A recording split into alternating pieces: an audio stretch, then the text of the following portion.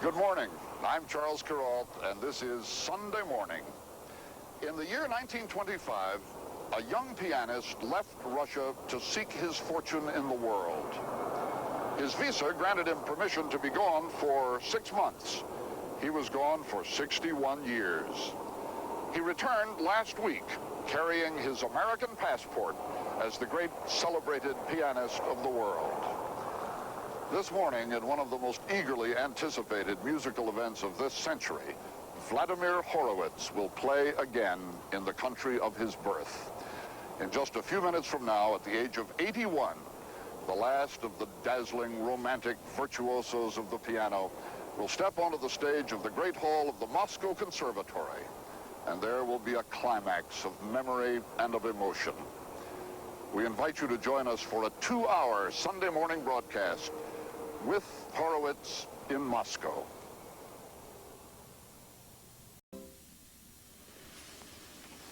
Hello, I'm John Rubinstein, the host of AT&T Presents Carnegie Hall Tonight on radio. AT&T has a 46-year tradition of supporting great music. As part of that tradition, AT&T sponsored Vladimir Horowitz's last network telecast in 1978. And today, we are sponsoring another historic Horowitz event, his first recital in Russia in 61 years. It's all part of AT&T's continuing commitment to support excellence in the arts. For instance, we also sponsor the acclaimed Impressionism exhibition now in San Francisco, the AT&T Performing Arts Festival at the Kennedy Center, the AT&T Dance Tour, which brings the best of American dance to audiences across the country. And in the art of communication, the McNeil-Lehrer NewsHour on public television. And there's much more, including, of course, AT&T Presents Carnegie Hall Tonight. AT&T is sponsoring this special Horowitz event as part of our commitment to bring you great art and great artists.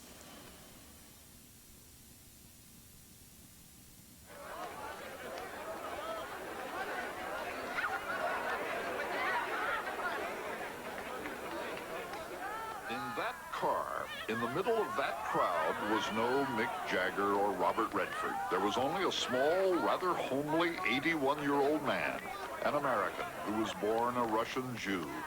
And all he was trying to do was leave a building in Moscow to go to his apartment for the night. Nobody announced that the old man in the car was to be here. The Russian newspapers, radio, and television have ignored him. People just found out and frustrated the best efforts of the Soviet police to send him on his way, and stopped his car dead in the courtyard of the Moscow Conservatory of Music in a wave of love and admiration. How did this man get into this fix? Well, it started with one poster on one wall. The poster said, Vladimir Horowitz, USA, will play a piano concert Sunday, April 20th. And then I spent all the night here because I wanted to get the ticket by all means, but afraid to miss it. From my childhood, it was my dream to hear Horowitz. You know, I have got many records. And now my dream will come true. Давайте два, хорошо. Сколько? 25-26, да? You've said more than once you like setting great challenges for yourself. I think you've done it this time. Which challenge? The one to go back to Moscow after more than 60 years. Sure, it is a challenge, yeah. It's an emotional challenge. Before he left for Moscow, I talked with Horowitz at his home in New York. I didn't see my family for 60 years. I don't know how they look, how they are. When I left Russia, my niece was 9 years old, now 70. Will you see her? Sure, they come to Moscow to meet me. I think you have a letter there from her. Yeah. Do you still read Russian? Yeah, I speak Russian fluently. Read us the letter from your niece. But you will not understand it. We're going to read it in Russian. Translate. Dear Volodya, my name is Volodya. Here we know that in spring you are coming to the SSR for a concert in Moscow and Leningrad. Is that true? We'll be very happy to meet you And only very sad that your sister is dead. She died 2 years ago. This is the mother of the woman daughter who's of my written- sister. yeah. Yeah. My dream is only to hear you in concert. We all come from Kharkiv to meet you in the airport. That is going to be Very nice. That is going to be some moment when your relatives. I will not be able to play piano. I will be so emotional to see them all.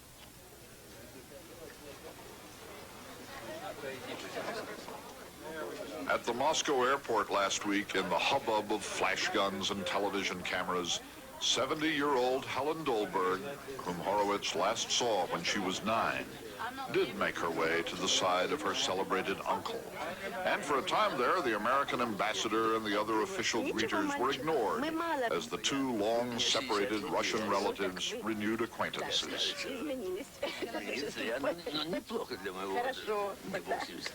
They'd have talked and gestured the night away if Horowitz's wife, Wanda, who is Toscanini's daughter, and who learned firmness from her father, had not firmly said to her husband, "Now you must go to sleep."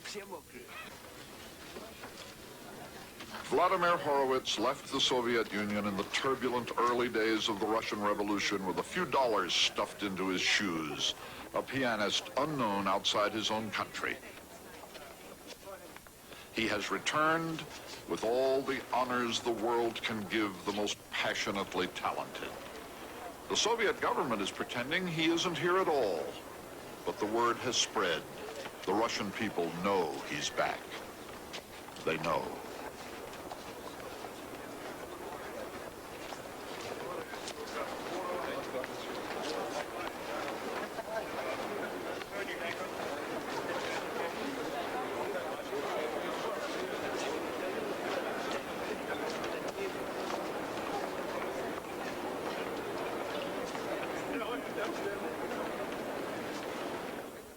And now it's nearly performance time, and there's a big crowd of people standing outside this hall in the rain, under umbrellas. They'll never hear a note Horowitz plays. They just want to be here. The problem is that this performing hall of the Moscow Conservatory of Music, while it's a very beautiful room, is also rather a small one. It only seats 1,800 people. Only 400 of those tickets were sold to the public. And, of course, Horowitz could have filled a soccer stadium with his concert here in Moscow. He is going to play a program of Scarlatti, Mozart, Rachmaninoff, Scriabin, Schubert, Liszt, and Chopin. Every one of those famous composers was, in his own time, also a famous performer, a piano virtuoso. And now we are awaiting the arrival on the stage of the great piano virtuoso of our time.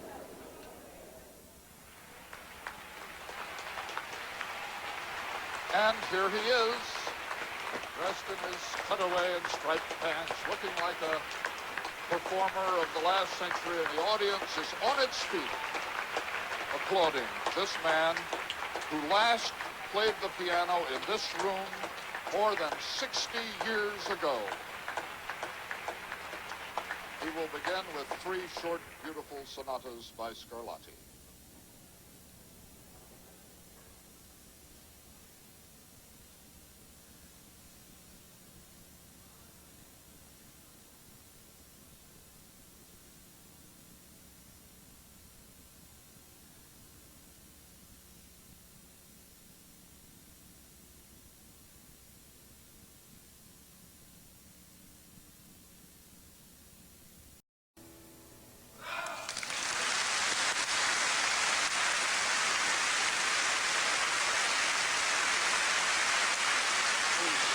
Just a suggestion of what we're in for today.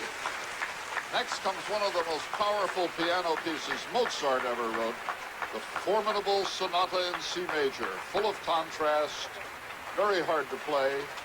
Most concert pianists, frankly, duck this sonata. Horowitz plays it as if Mozart wrote it for him.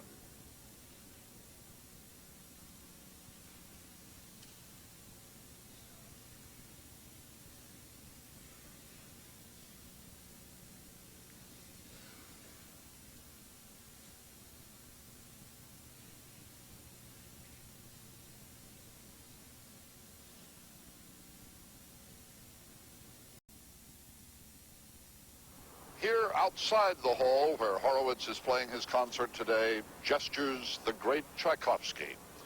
As a performer, Horowitz is a direct descendant of Tchaikovsky in the sweeping, romantic, expressive Russian tradition. Nobody composes like Tchaikovsky anymore. Nobody plays like Horowitz. The Russians make heroes of their classical composers and musicians. They made a hero of Horowitz before he was 20. And when you were a young man, you had a fan club in Leningrad, Yeah. didn't you? Yeah. Squealing girls, Yeah. like a rock star. How you know that? I heard about that.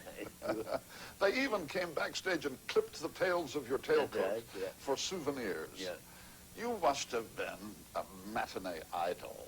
I was like, how you call it, movie star. That time. They Not now anymore, no. Now it's finished. no more squealing girls?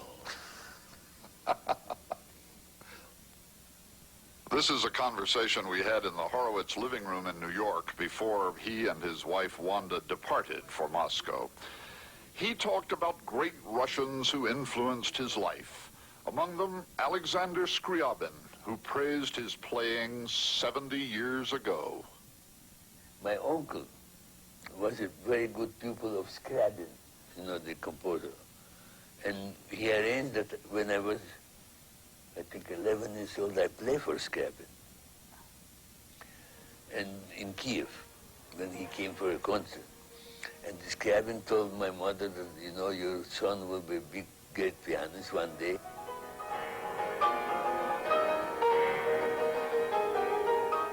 So when he reached Moscow the other day, the first thing Vladimir Horowitz did was repay a small debt.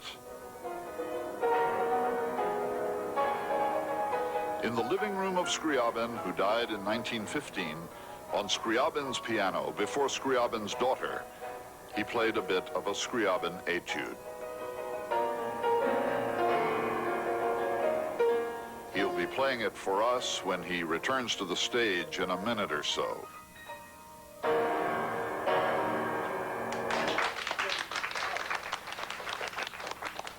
And there was Rachmaninoff, his greatest hero, his greatest friend, and his greatest admirer. He said, in fact, Rachmaninoff said, he never knew the possibilities of the piano until he heard you play. Yeah, he liked my playing, yeah. And I met him here. He was a Russian, but I had never met him in Russia. That's why I wanted to go out from Russia, to meet only him. Because I play his concert in Russia already, when he didn't know that. And I was 19, 20 years old. I assume you're going to play Rachmaninoff in Moscow. In my recital, a little bit, yeah. He is going to play a little Rachmaninoff right now, and a little Scriabin. Here is his tribute to Mother Russia and to two great Russian composers he knew very well. And by the way, this audience feels it knows them too. This is the part of the program this audience has been waiting for, the Russian part.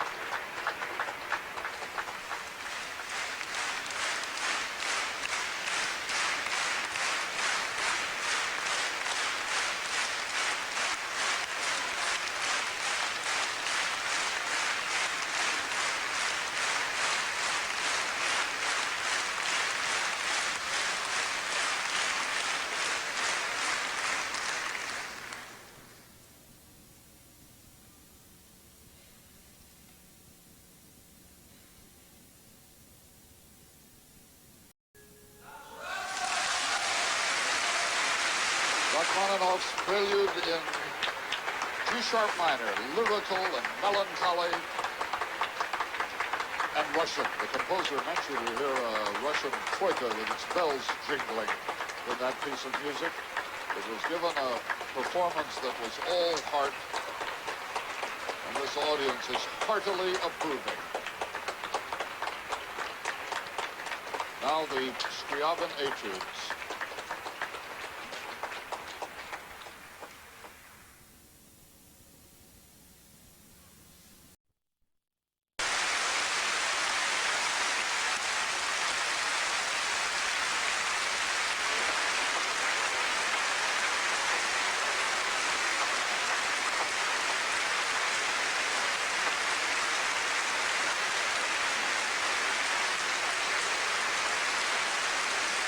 Vladimir Horowitz told us in New York that he wanted to come and see Russia just once more before he died. One can only say that he has come and seen and conquered. And this is just the intermission.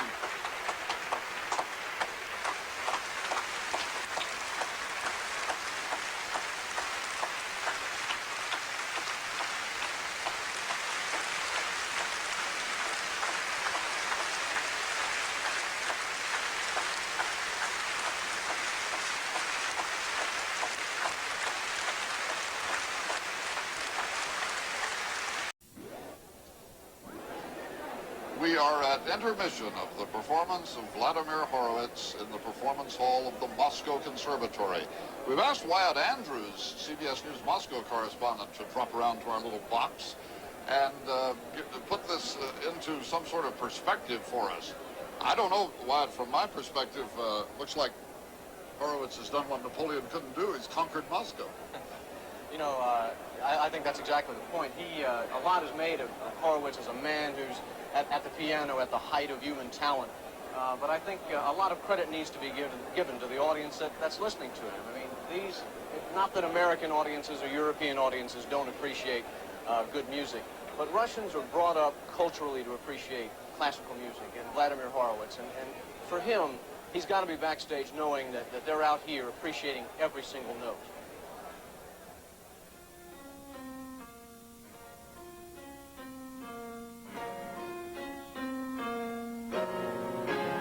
In the Soviet Union, there is this cultural feeling that out there in the world of musical instruments, there is really only one instrument, the piano, and that out there in the world of playing styles, there is but one again, the Russian style.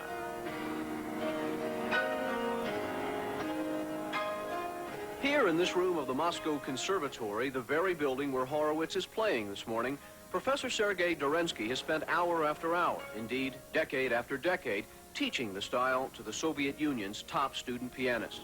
He's looking for that gift of nature. The style, he says, is a mystery he can teach but finds hard to describe. He just knows it when he hears it, and he has heard it from the fingers of Vladimir Horowitz. If I can say this is a Horowitz play when I see in my car. Horowitz play. Because he's touching. His manner of push his fingers in the keyboard. Always deep, you know, and very intensive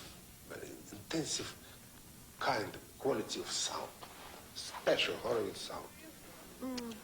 Brilliant pianist and... To ask a Russian music lover, then, about that special Horowitz sound is to invite spontaneous poetry. He's the last truly great pianist, this young man says. Vladimir Horowitz, наверное, это больше, чем музыкант. Says another, he is the conscience of music. His visit here is a spiritual experience for us, a discovery of our souls. Soviets do speak reverently on the subject of music. One of the differences between us and them is that while we Americans relax in front of our television sitcoms, Russians curl up to televised classical concerts, this one by Soviet pianist Sviatoslav Richter. And what do you find in a Soviet record store? An entire floor of classical music. The records cost about $2. When we visited, Horowitz was not for sale. Gershwin composer, Soviet artist. So a Gershwin record and a New York Philharmonic album or two, but not Horowitz. Over the years, several Horowitz albums have been offered and have quickly sold out. Often, Horowitz is featured on the radio. But the truth of why Horowitz is not a top seller here runs deeper. Joe Adamov is a commentator on Radio Moscow. Well, you see, to tell you the truth, the fact that he left the country in 1925, we kind of maybe feel sorry about it. Had we looked at him the way you say, had we looked at him askance, we wouldn't have asked him to come this time, would we?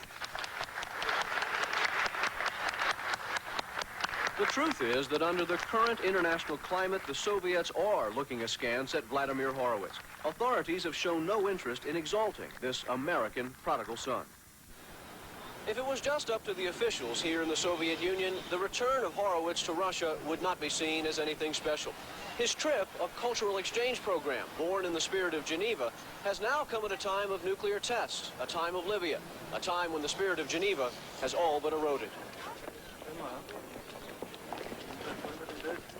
It means that Horowitz officially has been all but ignored.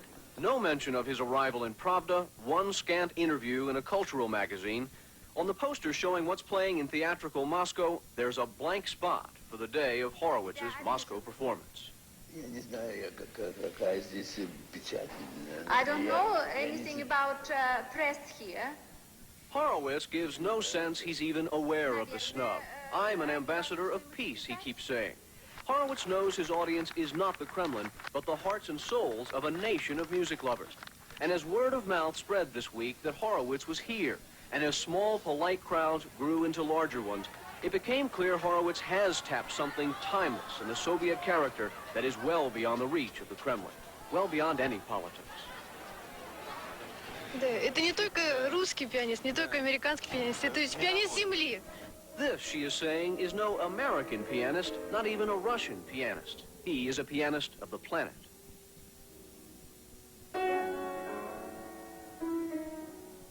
Horowitz is Horowitz. You can find diamonds very seldom. Big, big diamonds, which was so beautiful, no? And that is what's so important about Horowitz to the Russians. Not just that he's the native son playing for the motherland, and not that he's an American playing Russia.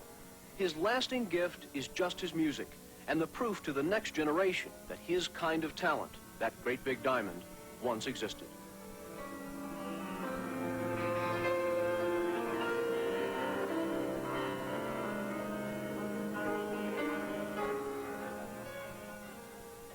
There is an element of forgiveness in this event on both sides. The Soviets, after all, by inviting Horowitz here, are forgiving him for having skipped out on his visa in 1925. He has much to forgive them. His family in Kiev, including young Vladimir, were tossed out of the house by the Bolsheviks when they entered Kiev. His piano, the most precious thing he owned, was carted away, stolen from him, in fact. And far worse, later on in the Stalin years, his father was arrested, and he died at one of those notorious Stalin prison camps. For many years, Horowitz said he would never come back to Moscow. He comes now, he says, as an ambassador of peace, and he's been a very good ambassador during the week he's been here.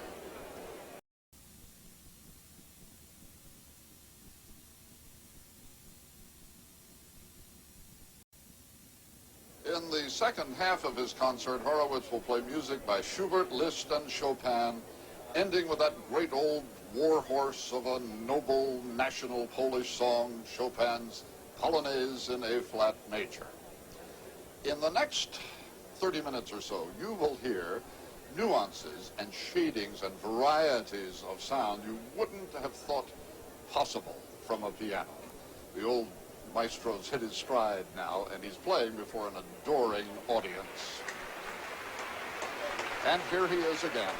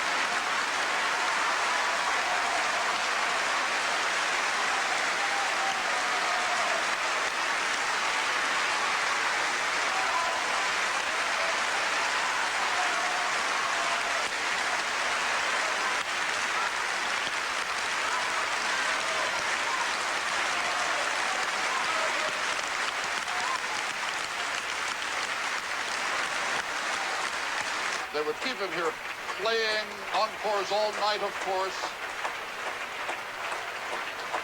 But the concert is over. A bit of history none of us who have been here will ever forget. And there are people in this audience of Russians who will tell their grandchildren they were here to hear Horowitz play on this day.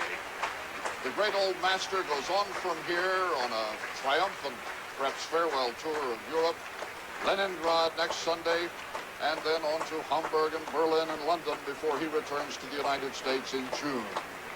As for us, we're on our way back to New York, and I hope you'll join us there again next Sunday morning.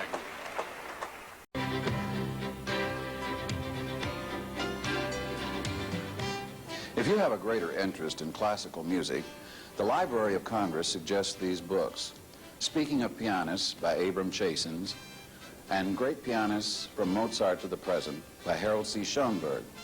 These and many more interesting books are waiting to be discovered by you in your local bookstore or public library. They will assist you to read more about it. This historic concert of April 20th, 1986 was the occasion of much cheering and, as you may have noticed during Schumann's tender Träumerei, of some tears.